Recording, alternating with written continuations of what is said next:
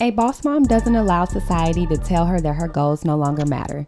She handles her business both inside and outside of the home. Welcome to the Bawse Mom Movement podcast with me, your host, Ashley White, where you'll hear me speak with millennial moms who have not allowed the title mom to stop them from achieving their goals. During this podcast series, we'll discuss how we balance it all and other mom-related topics. It's a space for all my bossy mamas, whether you're an entrepreneur, mama in corporate, or both. Being a boss mom isn't easy, but it's our lifestyle. So with that being said, all right, boss moms, let the movement begin.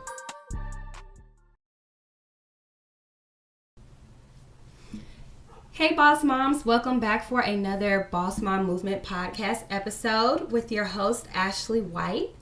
And I have a special guest with me today, Miss Natalie Robinson, also known as the Millennial Mommy Boss. If you want to take a moment to introduce yourself to our listeners. Of course. Well, first and foremost, thanks for having me. I've done a couple of these, and each one, we have a few points we're going to talk about, but, honestly, good conversation just kind of leads the way. So I'm excited to be here and talk with you and your followers and your guests. So thanks for having me.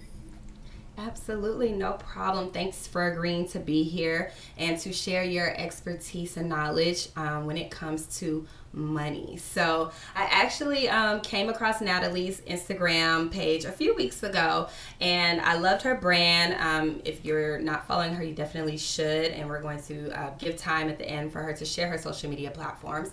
But one thing I noticed that stuck out to me was her expertise in money and managing money, which I think is absolutely important for anyone, really. But of course, we're focusing on moms. So as you can see the title, Mamas That Know Money.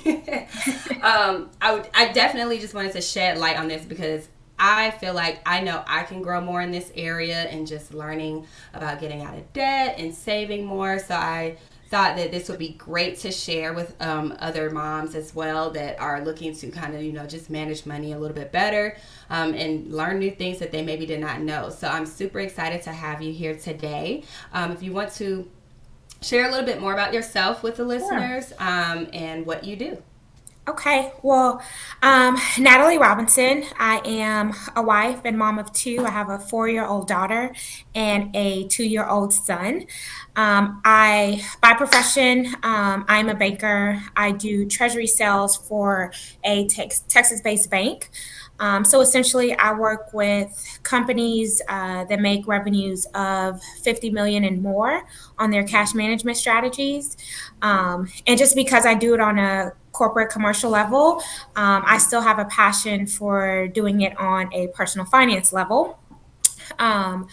So went to Texas A&M, a proud Aggie, and really honestly started my brand about 2.5 years ago. After I had my daughter, I knew I wanted to do something outside of just being a mom because I had just consumed myself with motherhood. And it's great. Like, it's one of the best titles I'll ever hold. But I knew what I was passionate about. I knew what I like to do. I was already on social media. So I started digging deep, trying to see what else or how I can really kind of get in this space. And then that kind of birthed Millennial Mommy Boss. I let it die for a little bit. But then when I got pregnant with my son, I was like, I'm going to pick back up on this and I'm going to do this. And I'll, really going to share and again, be open and transparent and sharing the things that I'm passionate about. So about 2 years ago, I really got serious with it after I had my son. But it's been great. I get to mix, some of what I learned from doing from my 9 to 5 into my brand. But at the end of the day, it's something that I can talk about all day, every day, whether you pay me or not. So being an African-American woman, I understand that money isn't talked about in our community and with us. Men has usually been the financial leaders in marriages, so they don't really talk to the women about how much is coming in, how much is going out. And some women generally just don't have an idea. So making sure that, one, that people are talking about it more so than keeping quiet about money and the issues and struggles they have with that, and then strategies to really help people be financially smarter, make better decision, and then grow that generational wealth. Especially as moms, we want to set our kids up for the best future possible. So what does that look Exactly. like, and what changes do I have to make financially to achieve that for my family and for the future? So that's me in a nutshell, and I talk about it on my platform, mostly Instagram, and I do have a blog where I share information as well. But really, again, just share my life, the information that I know and what I'm passionate about. I love it. I love it. And I totally agree. I feel like, money is not discussed in the home. Like, I'm not Hmm. married, but I do live with my son's father. And so, finances, of course, with us both working, like, I feel like, of course, times have changed where, Hmm. moms are not stay at home moms anymore. Yeah. They're not bringing in the bacon, right? And so, Yeah. well, used to, right? And so now it's like, okay, if both parents are working, like, you truly should understand it. And I know like you said, people don't like to talk about finances, and maybe because they don't understand it thoroughly. I know I'm one of those people. Like, I still call my mom when it comes to filling out like my tax forms when I get a new job. Like, I'm not embarrassed to say it. Like, And you shouldn't be. And you shouldn't be, because you don't know what you don't know, right? So, you exactly. And I'm know, like, I need these taxes to be right at the end of the yeah. day. So, I definitely want to talk about that, like savings and taxes and debt. So, what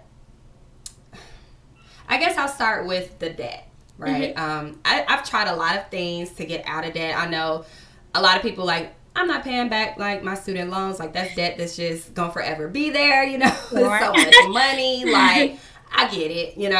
I don't have as much school debt as other people that I know, but I have. I mean, I'm like 30K, and that's a lot, to just hand over and say, hey, here you go, right? Yeah. So, how or what are some tips that you can Sure. share about, getting out of debt, that maybe you've come across or that you've actually done yourself and seen work? Yeah, I'll talk on both sides of that. So, all debt is not bad debt. You need to show that you can handle debt at the end of the day. So, first and foremost, I want people in general to remove the negative connotation that debt is bad. It's Okay. not. That Right. is why companies go and they borrow from banks, to Right. finance and do some of the things that they need to do, obviously, to grow their business, their bottom line, whatever the case may be. So let's all stop thinking that debt is bad. Debt is bad is when you don't have control of it. Mm. So where is my money coming in? Where is it going out? How am I accumulating this money? And am I taking in and using more than I'm actually making? That is when we should tie a negative connotation around debt. But you need debt when you go to apply for loans. You need to show the bank that, hey, I can borrow X amount of dollars and pay it back over a period of time Right. consistently, timely, and show that to the bank. So then, yes, you can get more money. I'm not saying that you have to go get a loan and extend credit every time you want to buy or do something, but there's nothing wrong with having debt. You have to have control of your debt. Now, Absolutely. majority of Americans have student loans. Yes, it's forever. It's something that no one really can get away from because school is Right. expensive. You have to find a way to finance school. So, majority of Americans do have debt, but there's so many options and so many plans, whether it's, adjusted to your income, or if it's a set amount every month that you can pay. It's really where most people should start. Like, you get out of college, people put off loans. Oh, I got 6 months. Yeah, they give you that grace period of 6 months, but Right. make a plan to start paying that back, because what it tells creditors is that, hey, I can borrow money and I can pay it back. So Mm-hmm. make a plan to pay those student loans, whatever it looks like. Even if you're like, you know what, I'm only going to pay $25 a month to the rest of my life till I die, fine. Set that up with your provider and you work out that plan, but make a plan to pay the payment. And I think that's what make to pay the loans. And I think that's where most people get in trouble, because they neglect their student loans, they forget it. Then you start Mm-hmm. having garnishments when you start your job, and you can avoid all of that and just Right. start making a payment with what you can. So, again, not all debt is bad debt, but you have to have a control of your debt. And then understanding that you ain't got to buy everything that you want. You don't have to go That's my borrow problem. to, yeah, you don't have to borrow to get all the things you need. There are Mhm. reasons why people buy cash cars. There are reasons why, people stay in an apartment for a period of time too. They can save enough to get a car, a house, whatever, it is that they're looking for. So, again, understanding that yes, you may not have what I think the average house right now is 300,000 to go buy a house. Majority of Americans don't have that money to put down and Right. just go buy a house cash or a car. So yes, you finance those things, but you also want to make sure you chew according to your income. So Mhm. taking into consideration how much you're making, how much is you're bringing in to determine how much debt you can assume in any category, whether it be your house, your home, living expenses, whatever that case may be.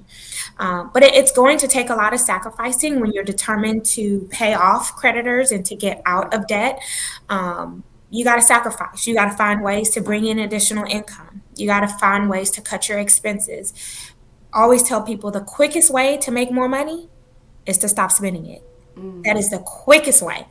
Yes, you can go get a job, but it's hard for people to get jobs sometimes. Mhm. So you want to make more money, stop spending, and you'll Absolutely. you'll see more. You'll see more of your money staying in your pocket. So um, being aware again that I have this much debt that I would like to pay off. So then you can have free money to do other things that you desire and you wish for. But it's going to take some sacrificing. If you're not married, great. You don't have to worry about combining your finances with someone. If you are married, that's obviously something that you can discuss or have to discuss about how you combine finances. Then you take it a step further, you add kids, and you have all the responsibilities that come with kids. That's daycare, that's diapers, that's, formula, that's whatever the case may be. And again, that doesn't necessarily put you in debt, but then you realize, like, I got to look at something and figure out what's working, what's not, which leads me to creating a budget, because that is Mhm. truly giving yourself and your money direction. And it's not a bad thing. Like, the B word is not a bad word. A Right. budget is okay. No matter how much money you make, how rich you are, how wealthy you are, wealthy people have budgets. Like, Mhm. it looks a whole lot more than mine would, probably. But Right. they set themselves a budget as well. Like, okay, I, want this car, so I got to get this many houses. I got to flip this many houses, or I got to, make this much in my business. So they have budgets. It just looks very different from your average Joe. So, it's not a bad thing to have. It's okay. But that is Right. really, again, giving direction to your money so you can then establish how you're going to get out of debt. Absolutely. And that's one thing that I definitely feel like I need to do is like setting a budget because Hmm. I mean, I've definitely gotten way better with spending, which I feel like is, like I said, that's most people's problem. We just want to spend. We Yeah. get credit cards, and it's like, okay, I'm just gonna charge this. I know, like, it's it's like, oh, it's 15.99. Like, I'm an Amazon freak, so I'm always on, Amazon. I'm like, I have Prime, so I'm like, oh, Yeah. this little 15.99 here, this little 10.99 there. And realizing, you look at that credit card statement and those, start adding up, and then Yeah. it's like, okay, now I have to pay it back. Which I know at one point in time, I can't remember the name of this debt thing that I was doing. I was trying to get out of debt, and I started paying down credit cards, Hmm. starting with my smallest, and then going to my largest. Hmm. And that worked for me.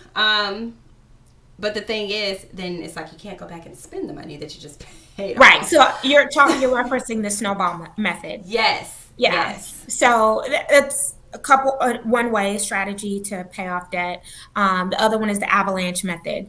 Mm, And really, every situation is different. What works for me may not work for you. So right. people have to say, like, and I love the financial influencers or bloggers who share what worked Mm, for them. But there are some who are mindful that what worked for me may not work for you. So here are what the methods are. Figure out what works best for your situation. For some, they want to attack their smallest debt because you know what? that causes me the most headache. And Mm-hmm. there is what I like to call stress debt, meaning this, if I don't pay, like it bothers me and just kills me to my core to know that I have this outstanding money. So whether that may be you owe your mama $100 and that stresses you out, take care of that debt. Take care of Mm-hmm. it, because at the end of the day, it's harder for you to accomplish your goals when you feel stressed and locked down by this particular debt. So if that is what causes you the most stress, go ahead and pay that. Don't feel like you have to attack the $100,000 student loan debt when you owe your mom, yes, just $100, but it stresses you out knowing that you owe her that. So take care Right. of that debt, because then that frees you up emotionally and mentally to focus on the other stuff. And I think people just miss that. Like, that can stress people out. No, you know seriously. so It. it's, again, I give a very very simple example, but maybe it's your Macy's credit card that you have racked up and now it's like, oh my god, I have to get rid of this Macy's credit card, whatever it is. No diss to Mm-hmm. Macy's if anybody from Macy's is listening, but Listen, whatever. and that's me. I have a Macy's card. So, whatever it is specific to you, I think find that out and then, work towards that. Maybe all your stress, all your debt is, they all cause you the same stress. So then you want to be strategic about it. The one with the highest interest, I will always recommend for people to pay first. And that is Mm. because that is where most of your money is going down the drain. Oh, So I didn't even think about that. yeah, whether it could be smaller debt, that's fine. But that is the one when you make that large payment and you feel good. And I put $100 towards that debt at 20% interest, you really just only paid $80 towards that. Mm. So you want Yeah. to attack that debt first strategically. That Mm. is always my recommendation. Look at the one with the highest interest rate and attack that, because then you can take that money and apply, because it's going to take you longer to pay off because you're paying more of it in interest. So the quicker you are to paying that off, you allow yourself now more time and more money to focus on the other ones that's not growing exponentially at 20%. Maybe you have your student loans at 2%. Okay, well, that can sit because it's only growing in interest by 2%. But this one over Right. here, 20%, it's growing pretty quickly. And you'll probably feel like you're never going to get out of that. So Absolutely. That look at makes your so debt. much sense. Yeah. Like, And some people, it's like, oh, let me pay off, this and then roll it into that. That works too. right. But maybe all of your loans are at 5%. So they all growing at the same. So yeah, figure out the one that's the smallest one and do that. But again, everybody's situation is different. Your debt Mm-hmm. looks different. So I would write them all down, whatever debt you have.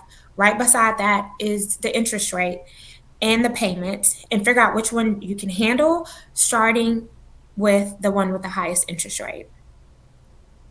Duly noted. But see, but it's all about having the knowledge because you can have all of these different strategies to get to the end goal, which is being debt free, right? Hmm. In a sense. But I've never even heard of that, and I'm glad that you shared that today because it does make a lot of sense that that interest just continues to pile, and then you're sitting there And like, you feel like man, you're not making any progress on there. Like, exactly. I paid $100 like 5 times. Why am I still? Yeah, because the interest on it is, it's insane. So Right.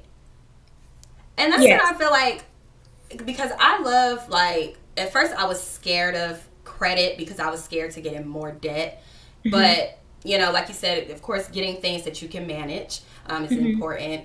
But it also, I think, it's just been a lot of credit talk lately within like people that I know. But I have started actually using versus using my checking account, using credit cards to also show, banks that I can handle because when I get paid, I'm just okay, paying off whatever I spent. Yeah. Now, granted, of course, there are times where my cards might get a little too hectic because I've done Hmm. a little extra spending, but I personally like doing that because it can show credit worthiness.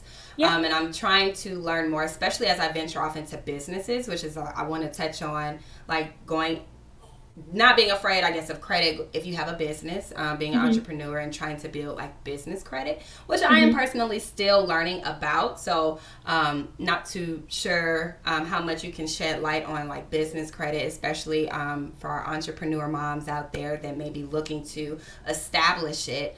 But how do you grow? Because, like you said before, all debt isn't bad debt. Mhm. So, how do you get, I guess, good debt when you're trying to build like that business credit? Yeah. How does that go? So I'm not versed in business credit, especially for Okay. entrepreneurs. Most of my clients are commercial clients, so again, very different revenue stream, very different credit requirements. So that is not the space that I play in, pretty much at all. But there are some, amazing, women that I know in the space. So if people are looking for someone who can really direct them with business credit, I got you. That's not really my space. But in regards to having good credit, so in general, obviously, after you've established your business as an LLC, you want to start doing things under that tax ID number to show that you have credit. And I know there are companies that will extend a line of credit to you. Most companies, small business owners will get a cell phone, or order equipment or supplies from different companies to help establish that. Um, but that's really to the extent that I can tell you. I don't Yeah, no, know, that's like, okay. but I know that's, typically where people start. Okay. So, savings account, because I feel like Hmm. this is a thing that we kind of teeter back and forth with. Like, sometimes it's like, from just conversations that I've had and just my own knowledge, I'm like, okay, it's great to have a savings account. I'm not the best in it. Hmm. Especially for those unpredictable situations that can occur. Like, oh, I got Sure. stopped on my tire popped on the side of the road, Yeah. and I need to get a new tire. I don't have $500 for a deductible, whatever the case may be. But Yeah. I know you talk a lot about savings accounts and different ones that you can have, and I really wanted to touch on that because I feel like that's something that people kind of struggle with, and actually having one, establishing one, and not Hmm. touching it. And I know Yeah. there are different variations. So, can you shed some light on savings accounts? So I horrible statistics. 65% of Americans don't even have $1,000 in savings. That to me is literally the most disappointing thing, because we can spend $1,000 on a cell phone. We can spend hundreds of dollars. And I'm going to speak specifically to the African American community. Okay. We can spend so much on bags and shoes, materialistic things, but 65% of Americans do not have $1,000 in savings. So if something happened, like you said, that flat tire or anything, they can't cover that. So that's problem number one. I need everybody on this call, on this podcast listening, to make sure that you have $1,000 and that you go work to get $1,000 saved in an account today. Start like yesterday, Right. because anything can happen. Anything. And you have to be prepared. Yes, things can happen that are greater than $1,000. But just knowing that so many Americans don't even have that, that's a problem. We have to start saving and stop thinking, I'm all for living for today, living your best life. That is my motto. But I also have to prepare for tomorrow. Right. So having $1,000 at minimum is where you need to start if you don't have any savings. But the ultimate goal is that you need to have at least 6 months of living expenses. So take everything that you pay today, your rent or your mortgage, your car note, whatever your expenses are that you need to get by day to day. And I'm not talking about, don't include Netflix in there. Don't include, because all those things can be canceled. The Amazon Prime Right. can be canceled It in the can. case of, a job loss or an emergency. So take the expenses, the thing that you need to live day to day and go on. Should you lose your job, you need to have 6 months of that saved.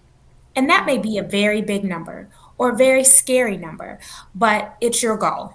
And in 2022, that is should be your goal, to have at least 6 months of that.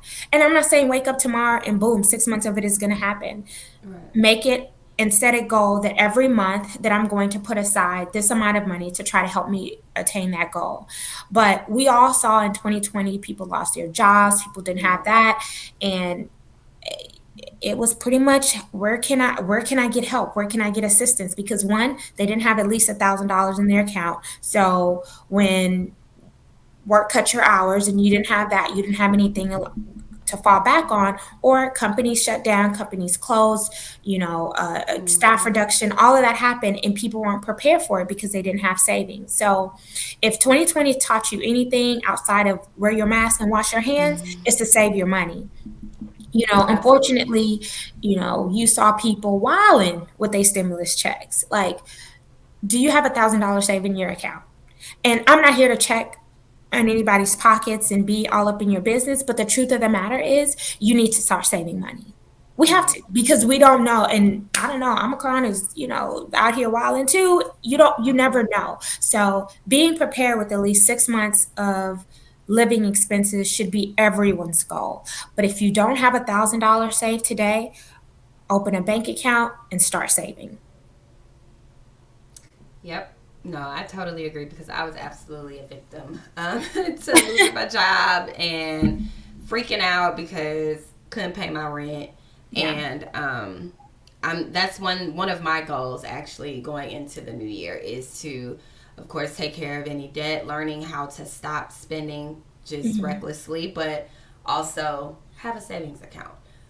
Like I've and I feel so bad because I feel like it's one of those things where it's like, dang, I could have started this, or I started it and then I pulled all my money out, Mhm. and now I'm back at square one. And I Yeah. think it's like learning that discipline to not touch the savings. I think Yeah. is also quite a bit. I'm not gonna say everybody's problem, but a few people's issue is just like, okay, I had it, and then I spent it on Yeah. whatever, and now I don't have it anymore. Yeah, so best practice is finding and open an account separate from where your main depository account is. And one, typically, I would always recommend an online savings account because one, it takes some time to move that money. So by the time you Right. initiate and try to get them, you would have thought really hard that I need that money and I need to move the money. So an online savings account, one, when you get the card in the mail, put it away. You don't need it. Give it to someone else. Give it to a trusted friend so that before you can even get or access that account, you would have had to talk to somebody else about it. And then that would really tell you, is this really a stupid purchase or an emergency? Right. Like, oh man, this XYZ is on sale or this and that. Like, I'm gonna go get it. I'm gonna go use my savings real quick and I'm gonna build it Right. back up later. Oh, but I need my card. Go Right. to friend and be like, hey, I need my card. Friend gonna be like, that's not an emergency. You told me to tell you when Right. it's an emergency. So having an accountability partner, especially when you're trying to, navigate getting out of debt and building your savings is really helpful. Um, and that gets people what? Talking about money. And it's Right. okay. Your person doesn't have to know every single move that you make, but talking like, hey, I'm trying to do better about my money. I open an account. Here's the card. I'm just going to contribute money to it. Change the password. Let me know, like whatever it is. And obviously, you want to find a trusted person. So you said you called your mom on. It's like maybe call your mom, like whoever it Right. is, whoever that person is for you. Start having the conversations and talking about it because that's going to really help. One, while you're budgeting, and two, your whole financial journey. Yep. No, I totally agree. So with all this money talk, and I know you shed a lot of light on money and savings and budgeting as well. So, what are some of your best tips or recommendations for people when it comes to money in any aspect, whether it's budgeting or taking care of debt? What do you have for the people? Um, so I think I talked about a few things, but just knowing that everybody's financial situation and journey is going to look different. Don't compare yourself, one, to what someone else has going on. Because behind closed doors, you don't know what debt that they have or what Right. financial struggles that they're facing. I can't think of this actor's name, but I was talking to my husband about him. Um, he was on Friday, but his wife was like basically saying like all the people who were showing love, like, y'all need to help me pay for his funeral and like contribute and stuff like that. Like, Mm-hmm. you would think, like, being, who he was on Friday, I can't think his name, who he was, as an actor and stuff, like, he would have at least saved enough or had life insurance to help cover simple things like that. And he didn't. So again, you're looking at celebrities, you're looking at this lifestyle. No, there's so much more behind closed doors. So Right. never compare your financial journey. You have $30,000 in student loans. I know friends who have 100,000, but Right. they went to law school. You would think that they wouldn't have so much debt, and they would. No, there are people who went to medical school that have hundreds and thousands of Mm-hmm. dollars of debt.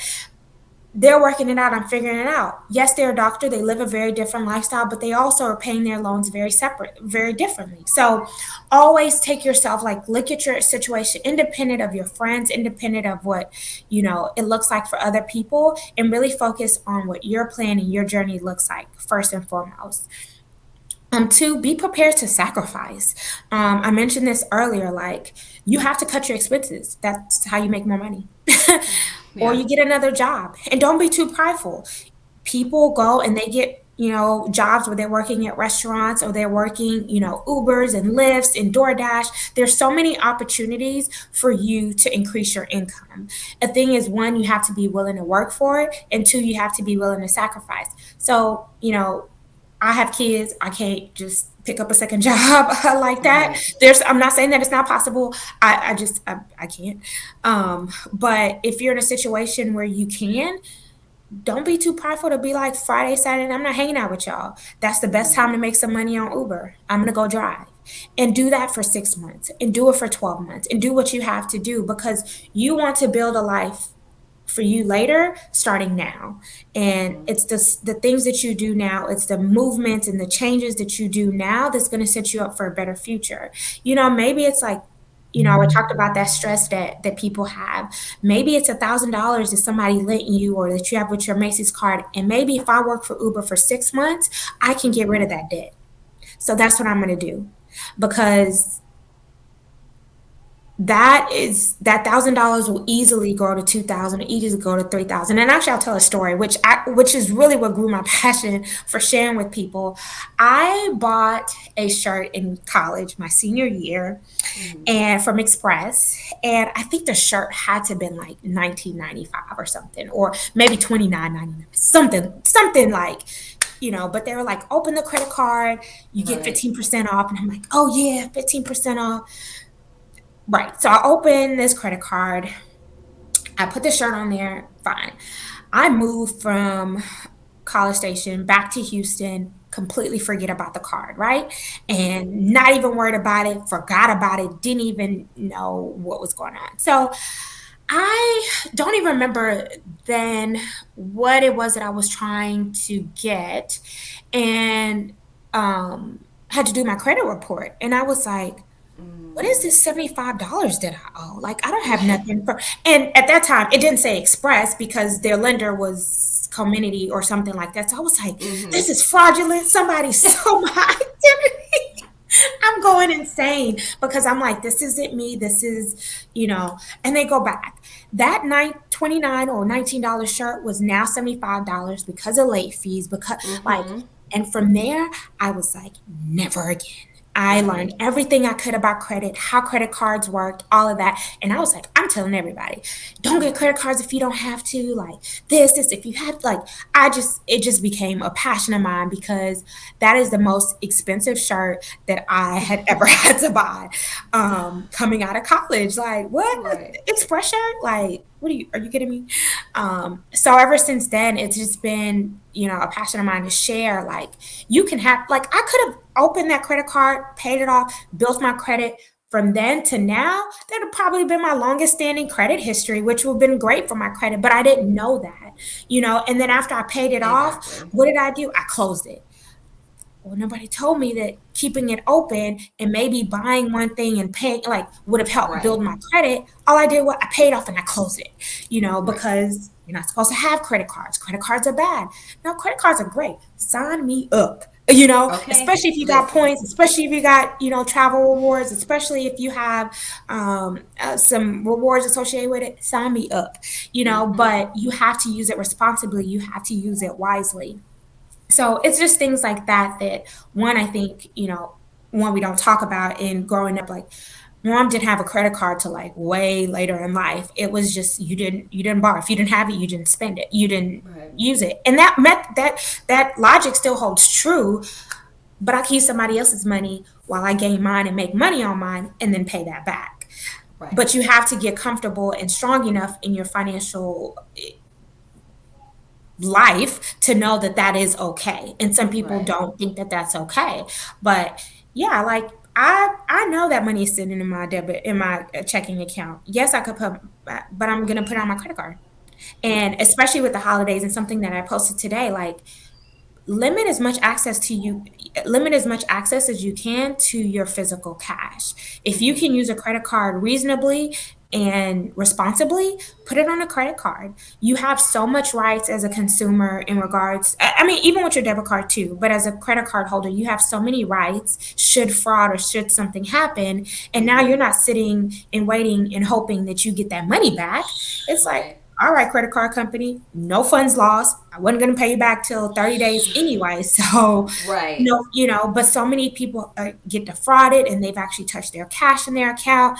Then there's a freeze on their account. They can't do this. And it's just a nightmare for people. So, Exactly. if you can use your credit card responsibly, by all means, put your purchases on there. And I think you said that, like, you'll put it on there, but knowing that, hey, I'm not going to spend more than make up a number, $1,000, because I don't make $1,000 Right. coming in. So being aware of how much income you have coming in and how much you're spending is key to really having, a good credit card Yes. strategy.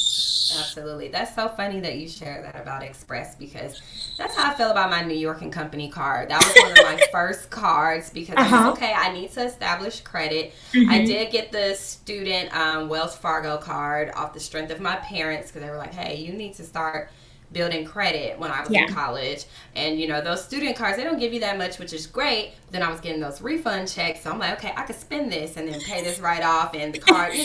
And then Yeah. I graduated grad school. I'm like, hold up, I don't have any money. Like, I'm not Yeah. bringing in no income. So I'm like, girl, you gotta stop spending this card. But that Yeah. New York and Company card, like, and I still have it to this day. But I Good. just feel like it caused me trouble because, like you said, like I didn't have a situation where I forgot what I had spent on it, but I did have a situation where I was actually paying the card and I was using an account when I lived in Illinois. I opened up like a credit union account, and Hmm. so they ask you, okay, what banking routing number and all that you want to use, and so mistakenly I checked the box to that card that didn't have any money because I no longer lived there. So I really wasn't using it, but I kept it because Yeah. I was like, okay, credit unions can sometimes be good when you're like thinking of like savings accounts. And I was like, that'd actually be good for me to keep that because I don't stay in Illinois and I can't necessarily take money off of this card without being charged because they don't have a bank here in Georgia. So I was like, I'm going to keep it.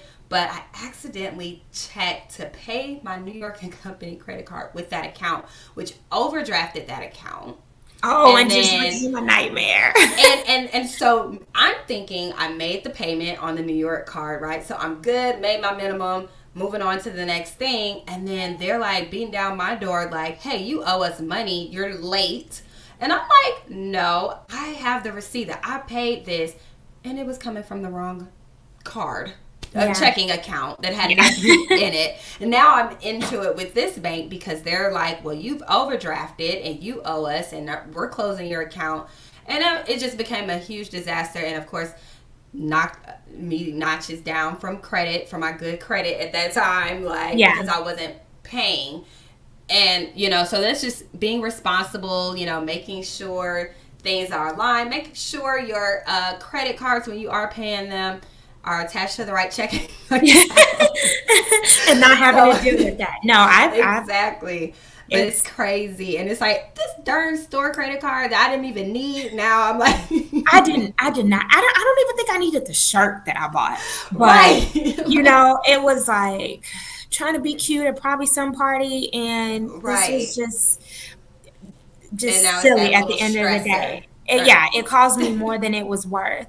Um, but you did get bring a good point about like your credit card. So I mentioned my mom didn't get a credit card till way later in life, so it wasn't really any help to me. But something people and moms, especially if you're on this listening to this, that you can do to kind of help set up your child's future is set them up as an authorized user on your credit mm-hmm. cards. If you have good credit, that will feed off of them, feed off to them too when it's time to build some credit. Most companies will require for them to be 16 or 18, so just check with your respective credit card provider, but put them on there. You don't Mm-hmm. even have to give them the card. Right. You can use the card.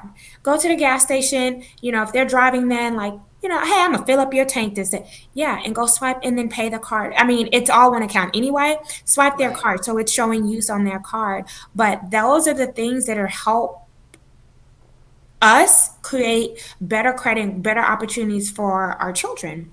Simple Absolutely. things like that. So, again, you don't have to give them the card. You can keep it and use it, however you want to use it. Obviously, like I said, you want to have good credit. If you got bad credit, ain't no point of adding your child as authorized user. Like, let Right. them establish their own credit themselves. But those things in the long run will help. And starting off with, yeah, like a gas card or your existing credit card to help them build that credit. Because again, when they graduate out of college, if they've accepted, open some credit cards, they might.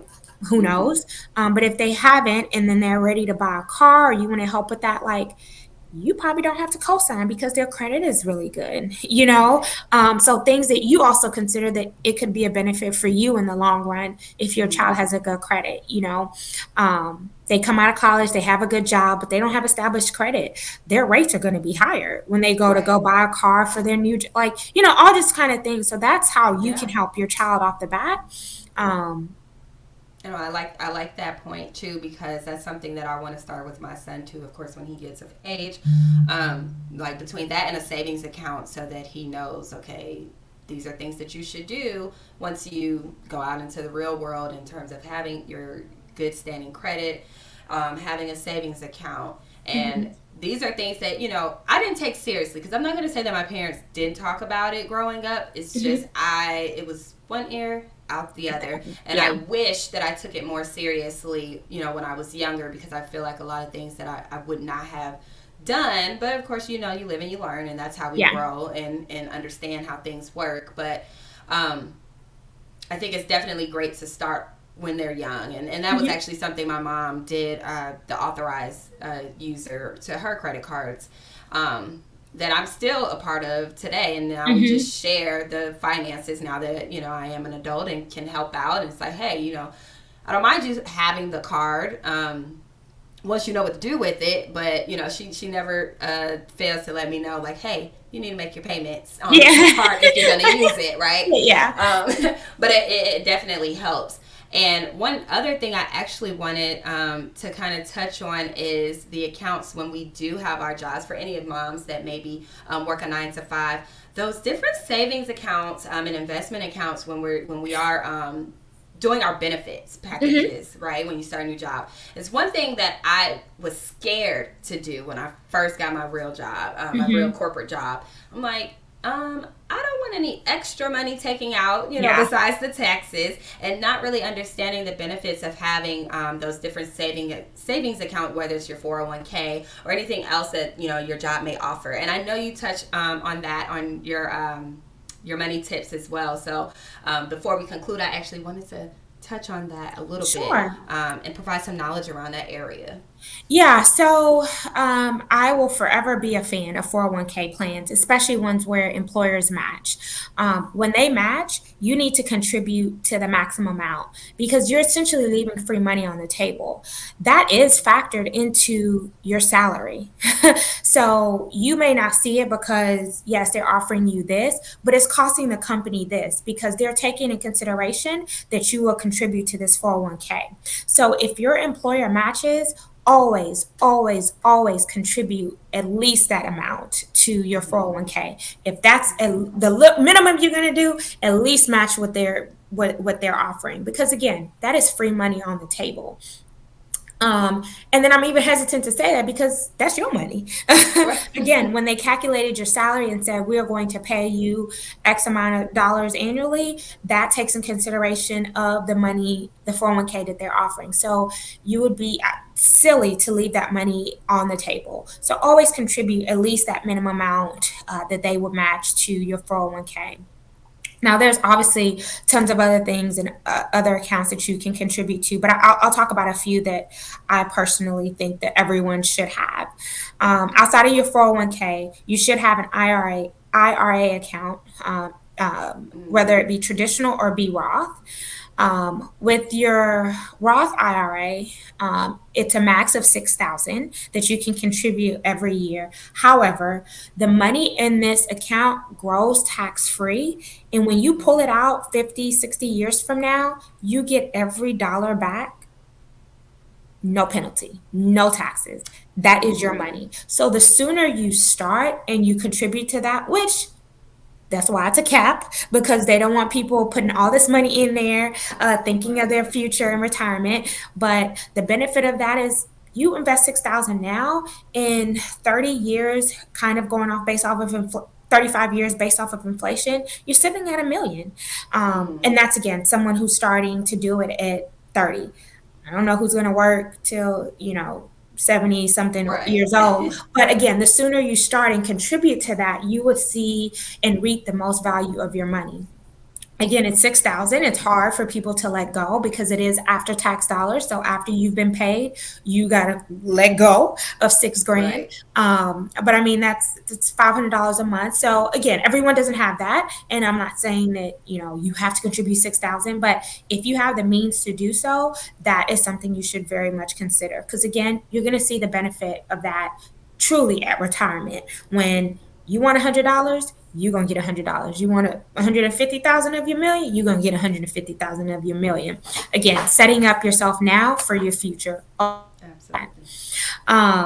With your IRA, honestly, I know that people don't want to retire. They don't want. Did I? I see you. Oh, okay. They don't want to think about retirement, but again, the sooner you start, the better it is for you and your future. I know I don't want to work forever. I love my job. I love what I do. I could probably work forever, but the truth is, the matter one day I'm not going to feel like getting up to get dressed and go to work. And Right. I want to make sure that I'm financially able to do that and continue the lifestyle that I have when I'm getting older in age. So Mm-hmm. having a retirement account, and contributing to that however you can. Again, another method I will always recommend for anybody working in corporate America or working in general, to contribute to that as much as you can every year. And then for your kids, 529, always, forever.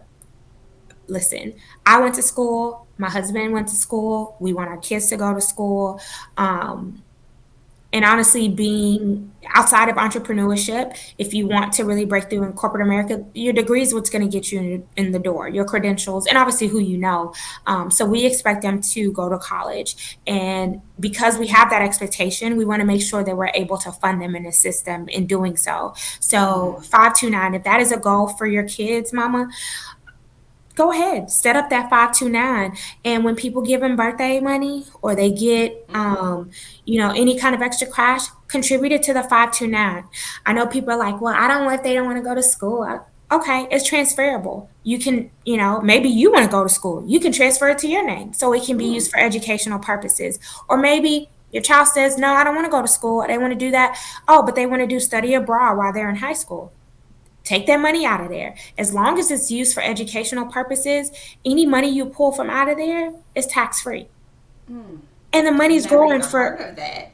yeah, and the money's growing tax free. So, we've opened them both for our kids. And, I'm not contributing a whole bunch right now because they still in daycare. So once daycare is over, we plan to shift the funds, those additional funds, to what we're contributing today. But, when they get any kind of money from anybody, birthdays, anything, we're putting that money in there. And again, if my daughter or my son decides, college isn't really for me, but while they're in high school, they want to do study abroad, or they get to college and, you got to buy laptops, or they say they get scholarships. You can actually withdraw the amount that they receive in scholarships at tax free too. So it's no lose in this situation. You can, like I said, transfer it to somebody else. You can transfer it to yourself if you decide to pursue some, Hmm. educational endeavors. You can do that too. So there's nothing wrong with that. I know people are like, "Oh, it's tied to education." Well, if that's the goal you have for your kids, there's nothing wrong with that. Right. Um, I definitely need to look into that because I have never heard of 529. Oh yeah, it's and I have I can send you. I have a post that talks about it, so I can send Okay. that to you to do some more research on. Again, their state plans that you can obviously look into to see what you want to do and just kind of based on the management fees. But again, great option. Always recommend it if that's a goal that you have for your kids to go to college. Another thing you can also do is and I'm cautious when I say this too, is opening a Roth IRA for your kids.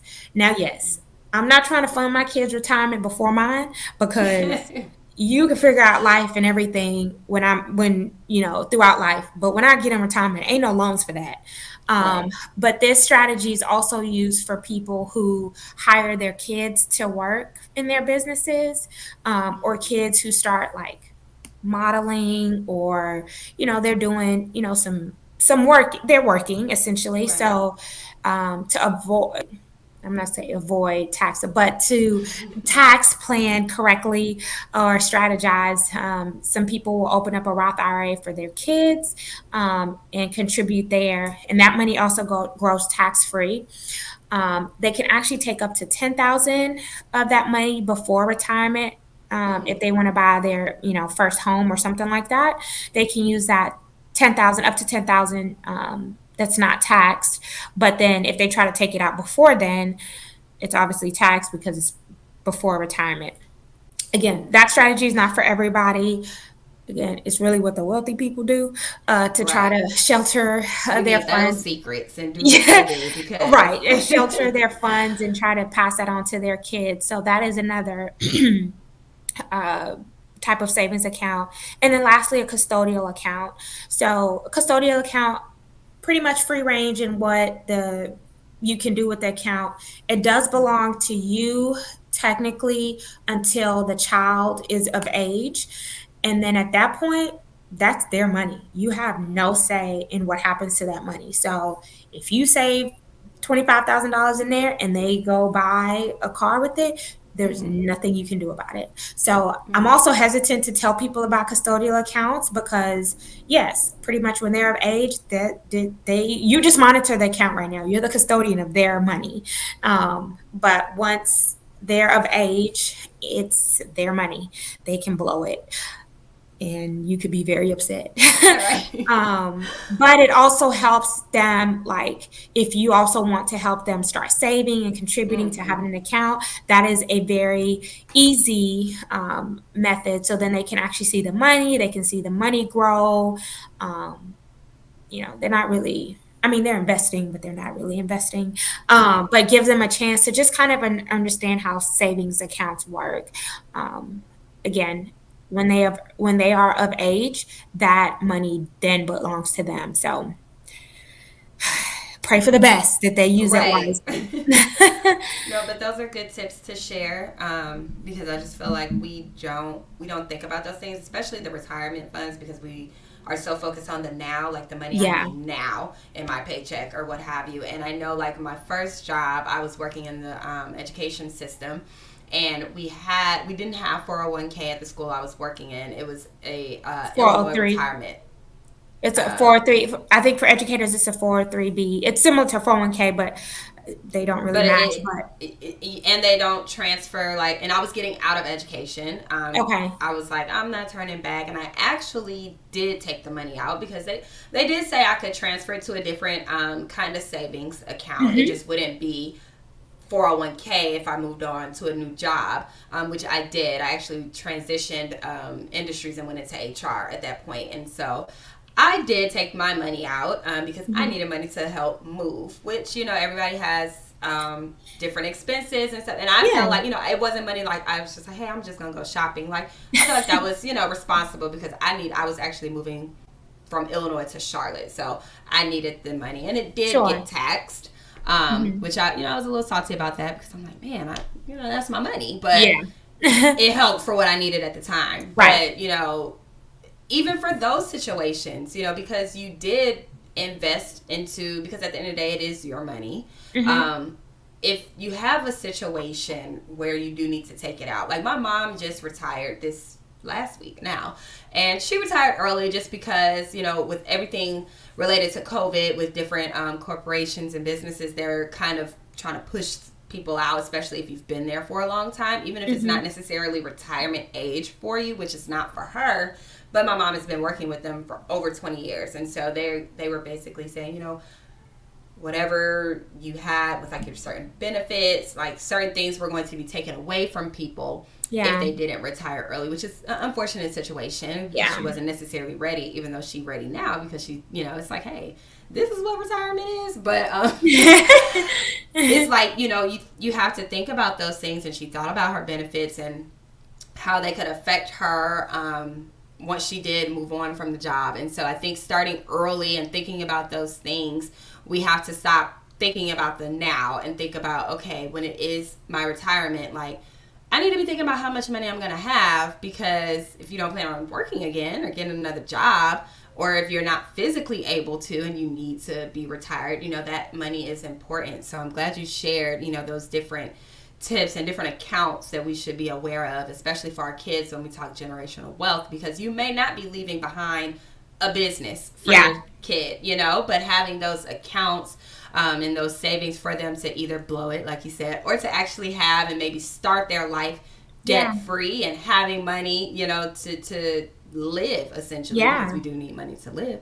Those things are great. So I do appreciate you sharing, because I'm definitely learning. And now that I do have a kid, because you don't think about that when you don't have kids. But Yeah. Till for, you're for like, my ladies, yeah. exactly. It's like, okay, now I have a kid and I don't know what to do. So it's definitely good to have that knowledge up front. So for any of my listeners who maybe not moms yet, but plan on having or starting your family, these are good things to just kind of have going on in the back of your mind.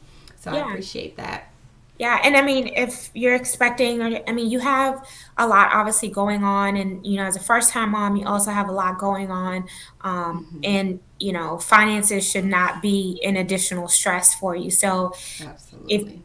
you can start, the sooner you can start getting your financial affairs in order, the better it is for you, for your family, for your children. And it starts by, again, talking to people, understanding, learning Hmm. what you don't know, Googling what you don't Right. know, asking people in the space how they can help. And sometimes you do have to pay for those services. We have a financial advisor who Hmm. does, who handles a lot of our, outside financial activities, but understanding that he knows that space better. I don't look at the markets. I don't keep up with the markets. Right. There is someone who does that and specializes in that, and that is what we pay him for. But also understanding what our long-term goals are and how he can help us get there with investments is also helpful. But again, it's important for us.